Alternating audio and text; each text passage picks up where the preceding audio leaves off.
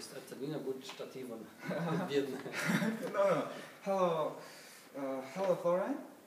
Great to meet you. Nice to meet you. Yes, it's great that you're here and it's your whole plan. And please tell me about. That's my first question. Is around your work, public. That's a mobile phone revolution in the tundra. Tell me about what it means. Mobile phone revolution in the tundra is the name of an article that I published in an anthropological journal, and it's about what happens among nomadic reindeer herders when, from today, suddenly tomorrow they have mobile phone connections, and how does their life change. And I found that the consequences of the introduction of these mobile phones, they were absolutely groundbreaking. There were really big consequences. A lot of their perception of space changed, and suddenly their lifestyle changed. The people changed with whom they were talking. They started to talk to people they had never talked before. Then obviously there is a financial dimension, and that's many different things change. And I just gave that name Mobile Phone Revolution for that, because it is really quite a big change, which we can also see in other regions of the world. Yeah. Oh, that's great. And my next question is, your work is about indigenous people that live in Russia, not only in Yakutia. And please, if so, the whole idea, what are you doing for the days in our country, in Yakutia? What I was doing in general. What's the big idea? The big idea? Well, to be honest, the big idea was that this is a very welcome opportunity to meet with very good friends. Very good friends. That I have here in Yakutsk and in Yakutia. And the occasion for that was this big conference that the rector of your university organized, that gave me the opportunity to get here. And now the conference is over. I have some more days left, and I'm really looking forward to hang out with friends. That's one of the main reasons. But obviously we did a lot of work over the last 3 days, and I think I'm quite happy with what we reached. Okay, that's great. So all people have hobbies, special hobbies, and your special hobbies in what you're doing in Yakutia especially. Well, if I would have time for my hobby in Yakutia, what I would do is I would go to an ulus and climb some mountains, or do some downhill skiing or snowboarding, or go to nomadic reindeer herders and sit on a reindeer and ride. That I think that's lovely. But I have many other things and ideas what I would like to do in this wonderful country, which is going up by water, the Lena River, all the way up to Tiksi. That's one of my dreams. Then I would like to drive myself by car in a group on the Kalimskaya Trasa to Magadan. That would be really great too. And so many different things. Because this country offers so much. I mean, there's everything here. We can do so many things. I think it's a great place to be. Yes. So, that's. I know you have a lot of languages, main languages of our world, and maybe you know some special Yakut words. Ну, сложно, конечно, все запомнить. Сейчас немножко это заржавело, но я чуть-чуть больше говорил, когда у оленеводов был. Это в блоге English Yakutia, по-моему, был такой сюжет когда-то с фотографиями и так далее, с рассказом. А сейчас помню, конечно, вот такие базовые слова, как тохтири, или битте, или более формальные, такие бараха махтал, тык-таблах. Вот такой, да, помню, более-менее чуча, абитай, такое есть, но немного, к сожалению. How about to start to learn that language? start learning, well, I would really look forward to that. I know it's a big challenge. It is a big challenge. It will be very hard. And I know it would work only if I would go for a very long time into a ulus, where people don't speak much Russian. I think here in the city it would not work because everybody speaks Russian, and for me it's easier to speak Russian, and I would be lazy. But maybe they would be lazy, but in the ulus it would work, I think.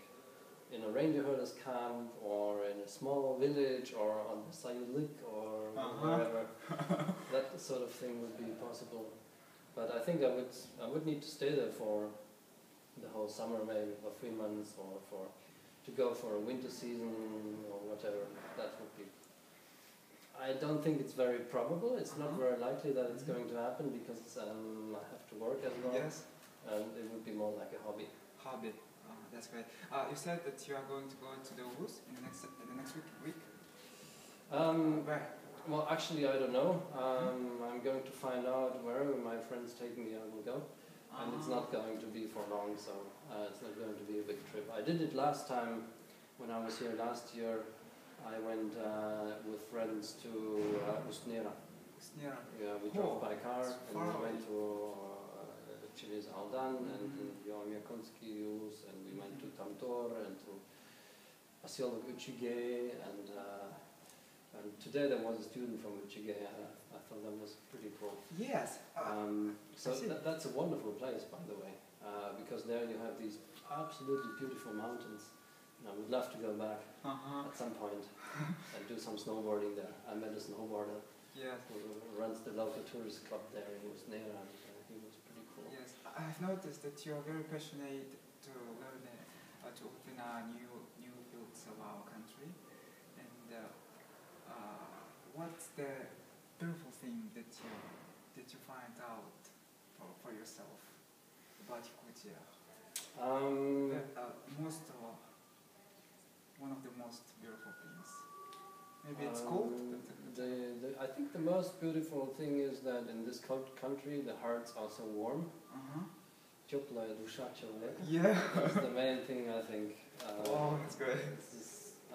Because maybe there is a correlation between the coldness of the land and the warmness of the hearts. Maybe, I don't know. I haven't studied that. But I think that's the main thing. But obviously, this is an incredibly interesting place for me professionally. Yes. Because of the cultural diversity. There are so many different peoples and cultures and lifestyles here, and cosmologies, like beliefs, religious beliefs and others.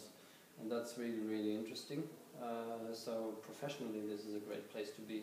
Yes. And personally because of the people, and also because of the absolutely beautiful landscape. You have these wonderful mountains, and you have a lot of different vegetation, and you have beautiful rivers and lakes and all that. So, and I haven't seen enough of it. I've never been to Amga. We found out today that this is really important to go there at some point.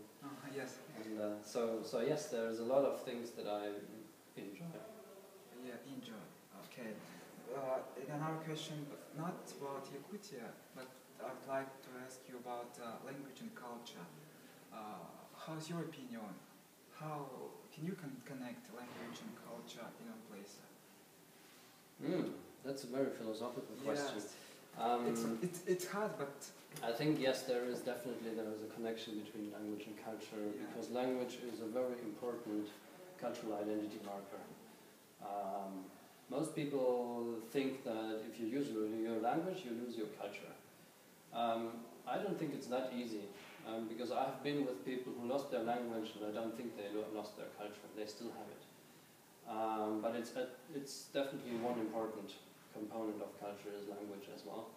And that's why I think it's important to create all the possible conditions and everything possible to maintain all the small languages that you have also in the territory of this republic. Yukagirski, Eviansky, Evenkiyski, Chukski, and others. So I think that's an important task to do, because when you use a language, you lost a bit of the world's what is called intangible cultural heritage. Because languages is, linguistic diversity. It's just like all these other diversities, biological diversity, social diversity. Linguistic diversity is very important. Yeah. And the more languages we lose, the poorer we get on our planet. How about to start to write a book about Yakutia for foreigners? No, I'm not a popular author. Yes. Actually, I have my own blog. Cool. It's called arcticanthropology.org. Yes. Can give you the link, and there is some stuff about Yakutia there as well. But my main work is, to be honest, still writing academic articles. And I did write a couple of articles about the animal husbandry of Irena Buddha-Daisky Ulus. So that's what I have written so far about Yakutia.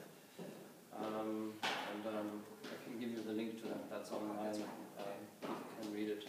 But it's academic, it's hard to digest because it's theoretical and it's complicated language and all that. But still, it's something. Okay, that's great. Well, thanks for your answers. It was impression, really.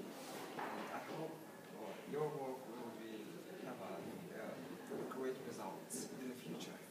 Well, I wish the same to you. It was a great pleasure to talk to you, and I wish you great success with your website and with all the communication channels. So I think it's important that there is at least one place where foreigners who don't speak Russian, when they are interested in Yakutia, that they can find information. Mm-hmm. Great. Thanks. Good. All the best. All the best. Спасибо большое.